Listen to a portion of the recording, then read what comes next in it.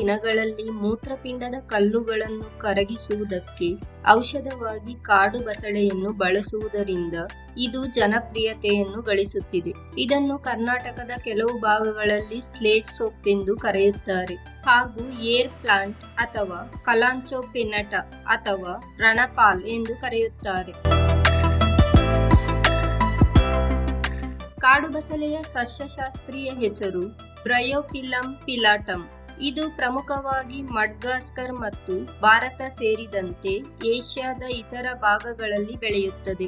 ಇದರ ಎಲೆಗಳು ದಪ್ಪ ಮತ್ತು ಮೃದುವಾಗಿರುತ್ತವೆ. ಕಾಂಡಗಳು ಮೃದುವಾಗಿರುತ್ತವೆ ಮತ್ತು ಸುಲಭವಾಗಿ ಮುರಿಯಬಹುದು. ಮಣ್ಣಿನ ಫಲವತ್ತತೆಯ ಆಧಾರದ ಮೇಲೆ ಸಸ್ಯಗಳು 1 ರಿಂದ 1.5 ಅಡಿವರೆಗೆ ಬೆಳೆಯುತ್ತವೆ. ಇದರ ಎಲೆಗಳ ಅಂಚಿನಲ್ಲಿ ಬೆಳೆಯುವ ಸಣ್ಣ ಸಸ್ಯಗಳಿಂದಾಗಿ ಈ ಸಸ್ಯಗಳು ವೇಗವಾಗಿ ಹರಡುತ್ತವೆ. ಹೊಸತಾಗಿ ಹುಟ್ಟಿದ ಸಣ್ಣ ಸಸ್ಯಗಳು ಅಂತಿಮವಾಗಿ ಬೀಳುತ್ತವೆ ಮತ್ತು ಬೇರು ಬಿಟ್ಟು ಹೊಸ ಸಸ್ಯಗಳಾಗಿ ಬೆಳೆಯುತ್ತದೆ. ಈ ಸಸ್ಯಗಳು ಇದರ ಎಲೆಗಳಲ್ಲಿನ ನೋಚ್ಗಳಲ್ಲಿರುವ ಮೆರಿಸ್ಟಮ್ಯಾಟಿಕ್ ಟೈಪ್ ಅಂಗಾಂಶದ ಮೈಟೋಸಿಸ್ನಿಂದ ಹುಟ್ಟುತ್ತದೆ. ಇತ್ತೀಚೆಗೆ ಕಾಡು ಬಸಳೆ ಎಲೆಗಳನ್ನು ಮೂತ್ರಪಿಂಡದ ಕಲ್ಲುಗಳಿಗೆ ಚಿಕಿತ್ಸೆ ನೀಡಲು ಬಳಸುವುದನ್ನು ವಿವರಿಸುವ ಸಾಕಷ್ಟು ವಿಡಿಯೋಗಳು ಯೂಟ್ಯೂಬ್ನಲ್ಲಿವೆ.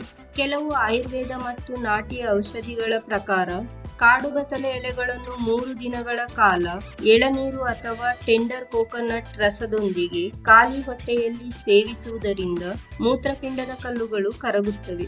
ಕೆಲವು ವರದಿಗಳ ಪ್ರಕಾರ ಕಾಡು ಬಸಳೆ ಎಲೆಗಳನ್ನು ಚರ್ಮದ ದದ್ದುಗಳು ಮತ್ತು ಸಾಮಾನ್ಯ ದೌರ್ಬಲ್ಯ ಇತ್ಯಾದಿಗಳಿಗೆ ಚಿಕಿತ್ಸೆ ನೀಡಲು ಬಳಸುತ್ತಾರೆ.